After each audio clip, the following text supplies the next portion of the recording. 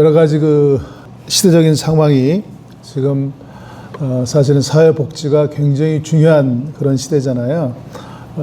이런 계제 여러분들이 함께 이렇게 모여서 서로 교제도 하고 또 어떤 그 사회복지의 미래 방향에 대해서 함께 이렇게 그 워크숍을 하는 것은 굉장히 의미 있는 그런 모임이라고 생각을 합니다. 지금 이 시대 교회가 말할 수 없이 그런 어려운 시기고, 이제는 뭐 어디 길거리에 나가서 전도지 두고 전도해도 교회 나올 사람이 없어요. 이제 정말 중요한 것은 교회가 정말 세상의 빛과 소금이 되어서 사람들에게 야, 저런 교회라면 내가 한번 다녀봐야 되겠다, 또는 저런 사람이 다니는 교회라면 내가 한번 다녀봐야 되겠다라고 하는 감동을 줄 수 있을 때 교회는 희망이 있는 것이거든요. 다른 말로 표현하면 교회가 세상과 연결점이 되는 그런 공동체로 세워지는 것이 이 시대적 요청이라고 저는 생각을 해요. 근데 그 일을 선두에서 가장 잘 감당할 수 있는 분들이 이 사회복지를 담당하고 있는, 사회복지를 전공하고 있는 여러분들이라고 생각을 해요. 저는 그래서 학교에 있을 때에도 그 신학교에 오는 그런 목회 후보자들이 사회복지나 아동복지를 필수적으로 같이 전공을 하게 해서 이걸 배우는 게 굉장히 중요하겠다라고 하는 그런 생각을 갖게 되었습니다. 지금 이 시대가 위기라고 한다면 이 시대를 극복하고 어떤 새로운 방향을 제시할 수 있는 그런 방향이 뭐냐라고 하는 것을 여러분이 처한 상황 가운데 그렇게 깨닫고 그 방향으로 사역해 나가는 것은 너무나 중요하다. 물론 여러분들이 뭐 노인 종합사회복지관이나 일반 종합사회복지관에 속해 있기 때문에 할 수 있는 그 한계가 분명해요. 그렇기 때문에 더 전문성을 가지는 게 굉장히 중요하고요. 교회가 그 방향으로 나갈 때 여기 부천인데 얼마 전에 그 부천의 국회의원이 서인석 의원이라고 하는 분이더라고요. 원래 약사했던 분이라고 그래요. 근데 그분이 그 CTS에 나와가지고 통합 돌봄에 대해서 얘기하는데 큰 감동을 받았어요. 이 통합 돌봄은 사실은 자기가 보기에 세상적인 법이지만 이거를 시행할 수 있는 가장 중요한 도구가 있다고 한다면 교회라는 거예요. 이게 결국은 정부에서 주도하고 룰을 만들고 그리고 예산을 대고 그러면서 시행을 하게 되는데, 이것을 실시할 수 있는 가장 중요한 하위 집단은 읍면동이라는 거예요. 전국 3,500개 읍면동이 있는데 전국적으로 읍면동에 돌봄센터를 만들 수 있는 그런 조직이 있는 곳이 교회밖에 없다는 거예요. 그리고 이 사회복지법이 바뀌어가지고 옛날에는 교회 시설을 사회복지로 쓸 수가 없었잖아요. 작년 1월 달에 그 법이 통과돼가지고 이제 교회 건물을 복지소로 쓸 수 있는 그런 기회가 되었어요. 그렇다고 해서 마음대로 쓸 수 있는 게 아니에요. 근데 이제 교회는 또 뭐냐면 누가 뭐 법을 얘기하면 잘 말을 안 들어. 자기 뜻대로 해. 그렇게 하면 안 되고, 기관하고 같이 공조를 하려면 정부에서 제시한 그 법안들을 잘 숙지하고, 오늘 그 자료를 나눠드린 것도 그래서 그 어떤 한계인지를 분명히 여러분들이 좀 숙지하고 계시라고 나눠드렸는데, 정부에서 제시한 그 가이드라인, 건물을 지으면 건물을 사용하게 되면 건물에 무슨 소방시설을 어떻게 하고 이런 여러 가지 가이드라인이 있잖아요. 이런 것들을 교회가 잘 받아들여서 같이 협력하게 되면 교회도 교회가 성장하는 데 큰 도움을 받게 되고, 또 정부도 정부가 하려고 하는 그 사역의 효과를 극대화할 수 있는 서로 윈윈 할 수 있는 그런 기회가 된다는 얘기예요. 굉장히 전 중요한 얘기라고 생각을 합니다. 그래서 이러한 것들을 그 중간에서 연결점을 찾아서 서로 잘할 수 있도록 돕는 그런 역할들이 저는 그 사회복지사들의 역할이라고 하는 그런 생각을 하게 돼요. 그리고 그 목사님들도 요즘 그 통합돌봄을 통해서 얘기하는 가장 핵심적인 것이 뭐냐면, 교회마다 어떤 그런 그 조직하기 쉬운 사회적 협동조합을 만들어서 교회마다 참여해야 되는데 거기에 꼭 들어가야 되는 인원이 사회복지사예요. 그렇기 때문에 앞으로 여러분들이 이러한 것들을 그냥 뭐 그런 게 있나 보다 그러지 마시고, 그를 열심히 공부하시고 어떻게 내가 개인적으로 참여할 수 있고 우리 기관이 참여할 수 있고 하는 것들을 생각해서 그 교회와 그런 지자체나 그런 정부 사이에 그런 중간적인 역할을 여러분들이 하게 된다고 한다면 앞으로 이 사회가 발전해 나가는데 크게 공헌할 수 있는 그런 출발점이 될 수 있다고 하는 그런 생각을 하게 됩니다. 저희는 아침에 일어나면 그 매일 성경이라고 하는 큐티북 가지고 묵상하고 하루 시작하고요. 그 다음에 저녁에는 성경을 뭐 한 10장씩 읽어요. 읽고 아침에 읽었던 그거 가지고 서로 이렇게 가정 예배 드리고 이제 그러면서 하루를 마무리하는데 뭐 기독교인인 경우에는 우리가 어떤 사역을 할 때 사역이 이렇게 번아웃 되지 않으려면 그런 어떤 개인적인 영성을 유지하는 게 굉장히 좀 중요하다고 생각을 해요. 그러니까 이 일에 빠져 사는 것이 아니고 그러니까 초점을 어디에 두고 사느냐라고 하는 것이 굉장히 중요한데 영성이 굉장히 중요하다고 생각을 합니다. 성서에 보면 그 가장 핵심적인 내용이 예수님이 그 여러 말씀을 합니다. 핵심적인 말씀이 산상수훈인데 산상수훈에서 얘기하고 있는 핵심적인 그런 내용이 혹시 교회 안 다니는 분이 계시더라도 이건 굉장히 중요하게 기독교는 여기 이걸 중요하게 생각하구나 라고 하는 것을 꼭 이해하는 게 되면 굉장히 기독교 사회복지에 참여하는 데 도움이 될 것 같아요. 예수가 얘기한 가장 핵심적인 내용은 하나님의 나라입니다. 하나님의 나라. 그 말만 그렇게 한 게 아니에요. 그분의 생애를 쭉 이렇게 말씀을 읽어보면 이분은 말만 그렇게 한 게 아니고 사실 실천했어요. 우리는 말만 할 때가 참 많기 때문에 많은 사람들이 비난하잖아요. 그런데 말만 한 게 아니고 삶을 통해서 하나님의 나라란 이런 것이라고 하는 것을 보여줬어요. 그러니까 여러분도 말로만 사람들을 이렇게 봉사하는 게 아니고 삶을 통해서 보여주는 게 정말 중요한 거예요. 그게 설득력이 있는 거예요. 근데 예수께서 보여준 하나님 나라의 가치는 뭐였냐면 십자가 부활이었거든요. 그러니까 십자가가 있지만 그걸 통해서 부활이 있다고 하는 소망을 준 거기 때문에 이 하늘나라 가치가 굉장히 중요한 거예요. 근데 오늘날 기독교인들을 봐도 그렇고 이 사회의 방향을 봐도 그렇고 말은 무성한데, 그러니까 저는 이렇게 학교에서 은퇴한 다음에 이렇게 세상을 바라보고 교회를 바라보고 교단을 바라보면 너무나 형식적인 게 많아요. 교회라고 하는 큰 이 기구도 보면은 정말 힘들고 어려운 사람들을 위해서 사는 것보다는 자기에게 주어진 오늘 제가 서번트 리더십이라고 하는 주제를 가지고 섬김이라고 하는 그 주제를 가지고 잠깐 얘기를 나누는데 어쨌든 나에게 주어진 그 권한이라고 하는 게 하나의 파워잖아요. 이게 뭐 목사는 목사대로 가진 그 직임이 가지는 타이틀이 있어요. 여러분이 복지사라고 하는 이것도 하나의 어떤 의미에서는 섬김도 될 수 있지만 파워도 될 수 있잖아요. 근데 이거를 어떻게 정당하게 사용하느냐라고 하는 것은 그 일에 참여하고 있는 사람의 자세에 달려 있는 것 같아요. 근데 대개 보면 큰 기구가 움직이는 것도 보면은 정말 필요한 사람들, 낮은 사람들을 위해서 쓰는 것보다는 어떤 뭐 거대 담론이나 우리가 이런 거 한다고 하는 대회를 한다거나 그런 뭐 큰일 하는 것처럼 서로 사진 찍고 뭐 오늘 또 사진 열심히 찍으시는데 열심히 찍으시기 바랍니다.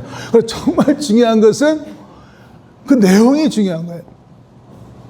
우리의 섬김이 정말 이웃을 온전케 하는 그런 일에 쓰임받는 사역인지 아니면 그냥 먹고 살기 위해서 하는 그런 사역인지 이건 다르단 말이에요. 우리가 어떤 일을 하려고 할 때 그걸 감당할 수 있는 소명이 중요하거든요. 그 일을 선도적으로 교회가 나서서 여러 복지기관들이 그런 걸 가이드해서 각 그 지역의 은사에 맞는 이러한 사역들을 발굴하고 제안하고 하는 일들을 이 복지기관들이 담당하는 것이 대단히 중요한 그런 시기라고 생각을 합니다. 교회적인 측면에서도요. 한국 사회가 처음에 복음이 전파될 때 사람들이 예수 믿으라고 전도만 한 게 아니었어요.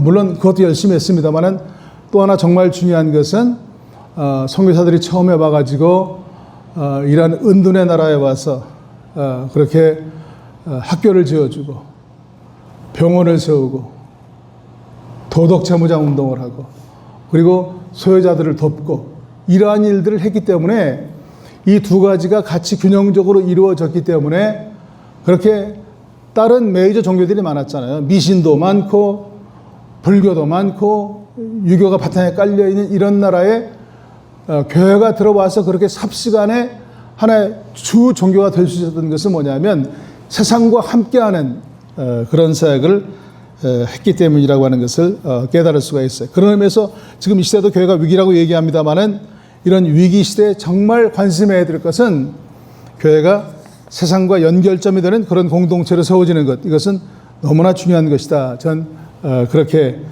생각을 합니다. 말씀드린 것처럼 물론 그 리더십에 있어서 중요한 건 지위라고 하는 건 굉장히 중요하죠. 포지션이라고 하는 게 중요하잖아요. 제가 오늘 강사라고 하는 이름으로 왔기 때문에 제가 가지는 그런 권한이 있잖아요. 여러분에게 제 생각을 얘기할 수가 있잖아요. 대통령이면 대통령이 가지는 그런 권한이 있잖아요. 근데 그것만 가지고 사람들을 이끌어가는 것은 가장 하급의 리더십이라고 하는 것이에요. 그 다음 중요한 건 뭐냐면 관계를 형성해야 돼요. 좋은 관계를 형성해야 되고 리더는 성과가 있어야 돼요. 관계만 좋고 잘 인도한다고 되는 게 아니에요. 그 일에 성과가 있어야 돼요. 그 다음에 중요한 건 사람을 개발해야 되고 그 다음에 비전을 공유하고 위임하는 게 중요해요. 그리고 그 바탕에 아까 말씀드린 신실성과 책임감을 가지는 것이 대단히 중요해요. 이러한 것들이 효과적으로 이루어질 때 우리가 참된 리더십을 세울 수 있다, 이렇게 얘기할 수가 있습니다. 이 서번트 리더십이라고 하는 것은 원래 이제 그 기독교에서는 서번트 리더십을 예수께서 제자들의 그 발을 씻기신 그런 사건들, 하늘 보좌를 버리시고 이 땅에 오셔서 1년 동안 섬겼던 그런 섬김의 삶, 이런 것들이 핵심입니다만은 이 서번트 리더십이라고 하는 말을 맨 처음 썼던 것은 교회가 아니에요. 일반 기업에서 이 서번트 리더십이라고 하는 말을 처음 썼는데 그 말을 처음 쓴 사람이 미국의 로버트 그린리프라고 하는 전화회사의 사장이었어요.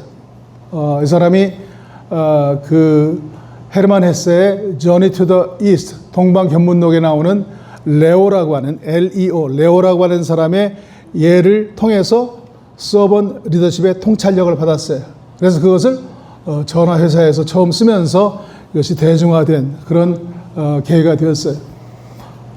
타인을 위한 봉사에 초점을 두며 공동체 및 공동체 구성원을 우선하며 비전을 공유하고 위임하여 사람의 성장에 헌신하는 공동체 중심의 리더십이에요.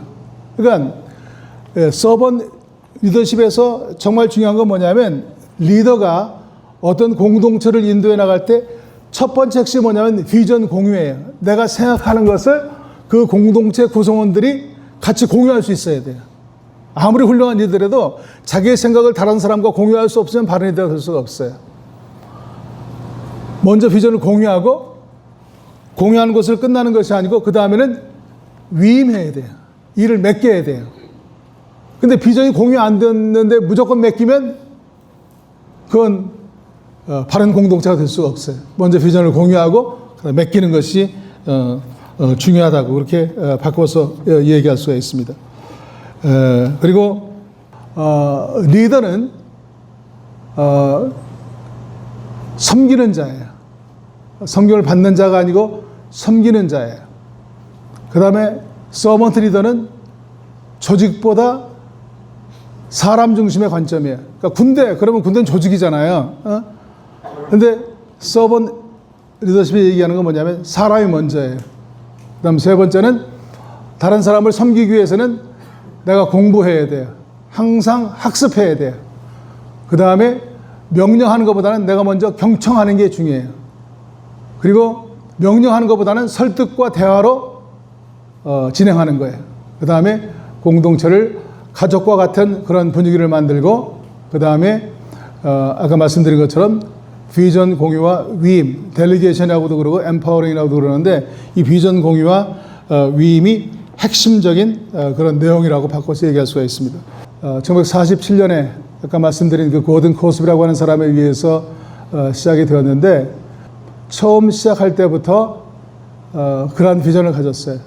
그리고 소그룹 사역을 중심으로 요한 웨슬리의 영향을 받은 그런 소그룹 사역으로 사역을 진행했고, 그다음에 소그룹별로 철저하게 그 은사에 따라서 지역사회 섬긴 사역에 참여하고요. 그리고 그 사역이 점점 커지면 그것을 비영리단체로 등록해서 그렇게 사역을 하게 되었는데, 지금까지도 그 50여 가지의 그런 사역을 주로 그 워싱턴 DC 아담스 몰간이라고 하는 지역에 18개 블락, 18블락 안에 거기에 사역들이 되게 돼 있어요.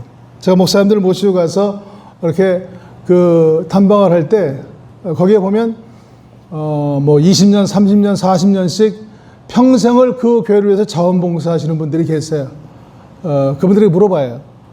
어떻게 이렇게 한 교회를 위해서, 한 사역을 위해서 평생을 이렇게 사역합니까? 하고 물어보면 이구동성으로 얘기하는 게 뭐냐면, 첫째는 소명이에요. 소명. 콜링. 부르심이라는 거예요. 내가 하는 이 일은 하나님이 나를 이 일에 부르셨습니다. 그랬기 때문에 나는 이 일을 해야만 됩니다. 그리고 또 하나는 뭐냐면 그 일을 감당할 수 있는 영성이에요. 영성.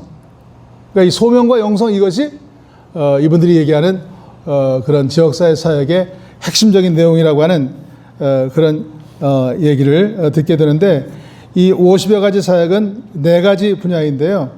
영성사역과 주거사역, 치유사역, 어린이와 가정사역, 그 다음에 취업보조사역, 성인교육사역, 이런 것들을 통합해서 그렇게 진행해 나가고 있는 그런 모습을 볼 수가 있습니다. 교회가 그 해야 될 중요한 그런 그 역할들이 있고, 이것을 잘 감당할 때 교회가 다시금 새롭게 갱신되고 또 교회가 새롭게 세워질 수 있는 그런 중요한 기회가 될 수 있다고 생각을 합니다.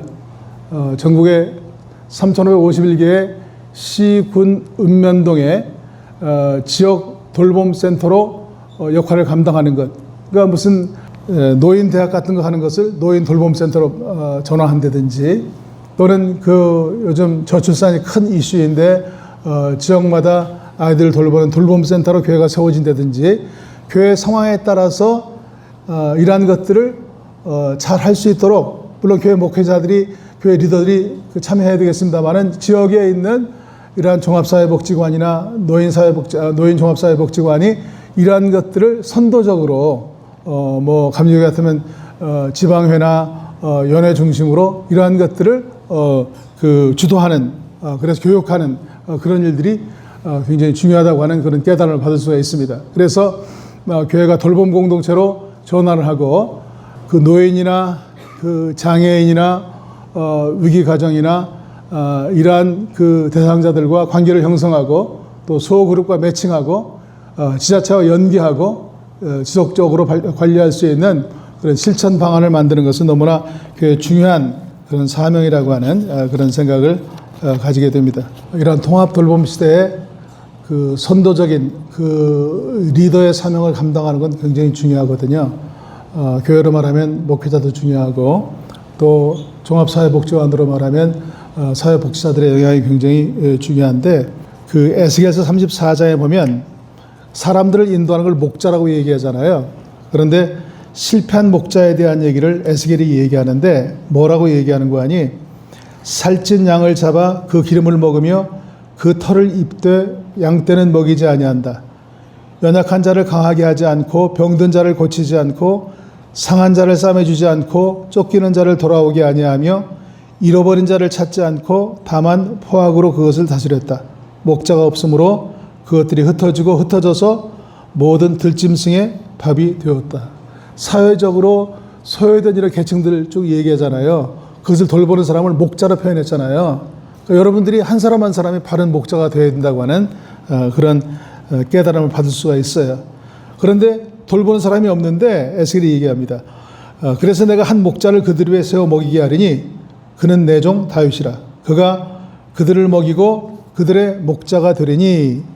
참 목자를 세웠는데 그 예언의 성취가 누구냐면 바로 예수라고 하는 얘기입니다. 제가 여러분 기회 되시면 한번 신약성경 예수님의 생애를 한번 읽어보시면 아시겠습니다만은, 저는 그 신약성서를 읽으면서 예수의 마음 가운데, 그 제 마음 가운데 가장 공감이 되는 어떤 예수의 마음, 예수의 심장을 표현하는 말씀이 마태복음 9장이라고 생각합니다. 마태복음 9장 35절 36절 말씀 거기에 보면 이런 말이 나옵니다. 예수께서 갈릴리 지역을 두루 다니시며 회당에서 가르치시고 천국 복음을 전파하시고 모든 병든 것과 모든 악한 것을 고치시니라. 그렇게 얘기했고, 더 중요한 건 뭐냐면 많은 사람들이 예수를 따랐는데 그 따르는 사람들을 안병모 박사 한신대학에 그분은 뭐라고 그러냐면 거짓대 같다고 그랬어요. 너무나 어려운 사람들이 따라다니는 거예요. 부자 계급도 머리에서 따라다니는 사람이 있습니다만 예수를 따른 사람들은 다 배고픈 사람들, 병든 사람들, 어려운 사람들이 따랐어요. 사실 복지관 오는 사람도 어려운 사람들이 많잖아요. 근데 예수가 뭐라고 얘기했냐면, 이게 중요합니다. 따르는 무리를 보시고 그들을 보고 불쌍히 여기시니. 불쌍히 여기시니. 그러니까 전 여기서 예수의 마음, 예수의 심장을 느껴요. 근데 불쌍히 여긴다고 하는 말이 성서 원어에 보니까 불쌍해서 먹을 거 논아주고 고쳐주고 이게 아니고 struggle together, 함께 고통하다라고 하는 그런 말로 표현되어 있어요. 그러니까 불쌍히 여긴다고 하는 게 뭐라고요? 함께 고통하는 거예요. 그 고통당한 사람들이 나에게 찾아올 때 그 사람들을 바라보며 그 사람의 고통을 바라보고 함께 고통하는 거지. 그러니까 사회복지하는 이유가 우리에게 찾아오는 그 내담자들, 우리에게 찾아오는 소외된 사람들, 이 사람들이 올 때 그들의 문제를 내 고통처럼 생각하면서 함께 고통하는, 이것이 굉장히 중요하다라고 생각하는 그런 마음을 가지게 되었습니다. 사회복지 영성의 핵심은 여기 그림이 나와 있는데, 이 그림이 뭐냐면 누가복음 10장이라고 하는 성경에 보면 선한 사마리아 사람의 비유, 여러분 아시죠? 선한 사마리아 사람의 비유. 그러니까 예루살렘에서 여리고로 내려가다가 한 사람이 강도 만났어요. 죽게 됐어요. 그런데 처음 지나간 걸 본 사람은 제사장이었어요. 근데 무슨 이유인지 그냥 황급히 지나갔고요. 그 다음에 레위 사람, 교회 중직이에요, 요즘으로 말하면. 강도 만난 자를 보고 그 사람도 그냥 지나갔어요. 근데 그 당시에 사람들이 그렇게 인정하지 않는, 천대받는 사마리아 사람이 지나가다 그걸 봤어요. 그러니까 여기 첫 번째 중요한 건 뭐냐면 바라봄이 중요하다는 거예요. 그러니까 제사장도 바라봤고 레위 사람도 바라봤고 사마리아 사람도 바라봤어요. 그죠? 바라봤는데 제사장하고 레위 사람은 그냥 갔어요. 뭐 이유가 있겠지. 예배 시간이 바빠서 갔든지, 아니면 지금 그 상처 맞는 사람 이렇게 만지는 게 또 법적으로 또 금지하는, 또 율법적으로 그런 것도 있어요. 여러 가지 이유가 있겠습니다만은 다 그냥 지나갔는데, 똑같이 봤는데 사마리아 사람은 그냥 지나가지 않고 불쌍히 여겼어요. 불쌍히 여겼어요. 그래서 상처를 싸매주고, 그리고 간 게 아니고 자기 나귀에 태워서 가서 여관에 두고 그 여관 주인에게 잘 돌봐줘라. 보비가 더 들면 내가 갔다 오면서 그 보비를 주겠다. 그렇게 얘기를 한 거예요. 먼저 바라보는 게 중요하죠. 바라보고 긍휼히 여기고, 그 다음에 실제적으로 도와주고, 그 다음에 끝까지 책임지고. 제가 그 새벽교회라고 하는 공동체를 가서 보면서 도전을 받았던 건 뭐냐면, 대개 어떤 사역을 하게 되면 우리는 뭐 구제비를 얼마 줬다, 뭘 지어줬다, 교회가 뭐 했다고 하는 행사하는 거는 굉장히 중요하게 생각을 해요. 근데 정말 중요한 건 끝까지 책임지는 게 중요하잖아요. 한번 도와주는 거 끝나는 게 아니고. 제가 말년에 산마루 공동체라고 노숙인 사역하는 그 공동체 세미나로 갔더니 거기에 그 총리 한 분이 앉아 계셔요. 근데 그분이 거기에 와서 주일 아침 7시 노숙인 예배에 와서 식사를 대접하고 서브하고 돕는 일을 해요. 제가 총리할 때 그 당시는 국가 예산이 350조였는데 330조였는데 30%가 복지 예산이래요. 그런데 그거를 누수되지 않도록 잘 관리하는 일이 가장 큰 일 가운데 하나였대요. 그런데 제가 왜 여기 와서 이렇게 노숙인들을 돕냐?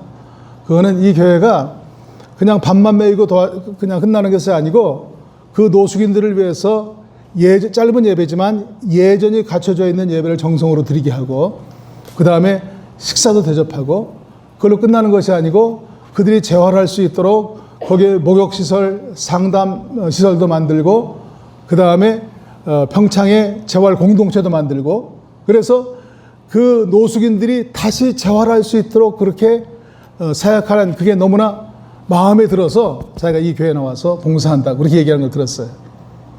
세비교가 그렇게 하는 거거든요. 노숙인 사역에 관심 있는 사람들이 처음에 노숙자에게 나눠주다가 그들을 치료하다가 병원이 필요하니까 병원도 만들고 그렇게 해서 거기 들어오면 40일 동안을 입원할 수 있어요. 그리고 거기 와 있는 사람들은 이런 캐톨릭 수녀도 와서 자원봉사하시는데 의사도 다 거기 살아요. 간호도 다 거기 살아요. 그들이 40일이 지난 다음에 자기들이 원해서 다시 거리로 나갈 사람들은 나가고 재활하기 원하는 사람들은 카이로스 하우스에 들어가서 거기에서 사회 적응 훈련을 해요. 그래서 완벽하게 치유되어서 나가는데 96% 이상이 다 치유가 돼요. 중독사약 있는 사람들은 중독사약 치료를 받게 하고 이러한 것들이 참으로 이 시대에 너무나 중요하다라고 하는 그런 생각을 가지게 됩니다. 짐 콜린스라고 하는 사람이 위대한 기업의 몰락이라고 하는 그 책의 저자인데 이분이 인류 역사의 기업의 흥망성쇠를 연구했어요. 5년 동안 연구했는데 5가지 단계예요. 첫 번째는 성공에서 오는 자만심이에요. 두 번째는 원칙 없는 성장을 죽이고 세 번째는 위기가 닥치는데 위기에 대해서 무감각한 거예요. 그 다음에 네 번째 단계에 가면 구원을 찾아 헤매는 그런 단계가 돼요. 그리고 5번째 단계가 되면 생존을 위한 투쟁을 포기하는 단계라고 그렇게 설명을 하고 있어요. 어떤 의미에서 우리 사회의 단면을 보여주는 그런 전 중요한 그런 말씀이라고 생각을 해요. 교회가 위기라고 얘기한다고 한다면 위기에 대한 그런 대안이 필요하고 이 짐 콜린스는 뭐라고 얘기하는 거 아니 4단계에서도 정신만 바짝 차리면 5단계에 가서 회생하는 그런 기업들도 많이 있다 이렇게 얘기하는 것을 볼 수가 있습니다. 우리가 여러 가지 어렵지만 그런 어려운 상황 가운데 우리 현실을 바로 알고 또 그런 미래에 대한 바른 대안을 가지는 것은 너무나 중요한 시기라고 하는 그런 깨달음을 받을 수가 있습니다. 자, 한 가지만 더 얘기하고 말씀을 마무리하도록 그렇게 하겠습니다. 요한계시록 2장 5절 말씀 거기에 보면 그러므로 어디서 떨어진 것을 생각하고 회개하여 처음 행위를 가지라. 그렇지 아니하고 회개치 아니하면 내가 내게 임하여 내 촛대를 그 자리에서 옮기리라. 저는 이 말이 우리 그 한국 기독교 공동체에 주시는 그런 의미 있는 메시지라고 생각을 합니다. 요한이라고 하는 사람이 그 밤모섬에 가가지고 하늘문이 열리고 앞으로 미래 되어질 그런 공동체에 대한 그런 조망을 했는데 거기서 뭐라고 얘기하는 거 아니? 핵심적인 말은 생각하라는 얘기예요. 우리가 이렇게 모여서 워크숍 하는 거는 뭔가 좀 생각해 보는 거잖아요. 내 모습도 생각을 해보고 우리 공동체도 생각을 해보고 미래의 우리 공동체의 모습도 생각을 해보고 생각을 하는 게 굉장히 중요하고요. 이 생각하라고 하는 말을 찾아보니까 구약성서에 110번이 등장하고요. 신약성경에는 122번이나 등장을 해요. 생각하라는 말은 한번 지난 날을 돌아보라는 거예요. 그 다음에 두 번째는 현재 상황을 잘 살펴보라고 하는 거예요. 그리고 세 번째는 미래를 어떻게 세워야 할지 잘 생각해 보라고 하는 거예요. 그리고 실현 가능한 지속 가능한 방법이 뭔지 생각을 해보라고 하는 것이에요. 오늘 제가 두서없이 여러 가지 말씀을 드렸습니다만은 이 말을 듣고 마지막 꼭 생각해 봐야 될 것은 뭐냐면 소위 상황화예요. 상황화. 컨텍스츄얼라이제이션이라고 얘기할 수가 있는데 상황화 또는 자기화. 오늘 제가 이렇게 드린 말씀 가운데 이 말을 듣고 여러분이 여러분의 상황을 생각해 보고 내 현실 가운데 적용할 수 있는 적용점을 생각해 본다고 한다면 오늘 제가 여기 와서 여러분에게 아침 시간에 얘기하는 것은 의미 있는 그런 만남이 될 수 있다고 생각합니다. 여기까지 마무리하도록 그렇게 하겠습니다. 경청해 주셔서 감사합니다.